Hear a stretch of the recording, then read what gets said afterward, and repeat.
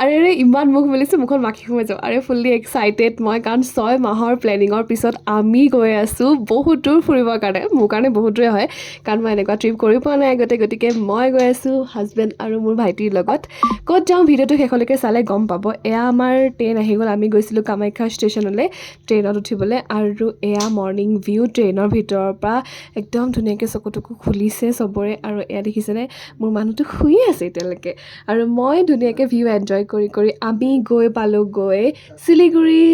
railway station আৰু তাতে আমি গৈ পেলাই তিনিওটাই কিবাকিবি খাই ল'লোঁ তাৰে পুৰি চব্জিটো বহুত ধুনীয়া আছিলে আপোনালোকে গ'লে তাতে খাব পাৰিব আৰু তাত যে কৈ থাকে 350 250 এইবিলাক একদম মানে অফ ছিজনত নহয় অন ছিজনৰ কাৰণে 700 লয় পাৰ হেড আৰু ধুনীয়াকৈ আমি শ্বেয়াৰিং টেক্সিত উঠি পেলাই বঢ়িয়াকৈ শিলিগুৰিটো কৈ দিলোঁ আৰু দাৰ্জিলিং গৈ আছোঁ তাতে দাৰ্জিলিং পোৱাৰ আগতে আমি খাই ল'লোঁ মেগী আৰু ম'ম' বাকী নেক্সট ভিডিঅ'ত বাকীখিনি ডিটেইলছ দেখাম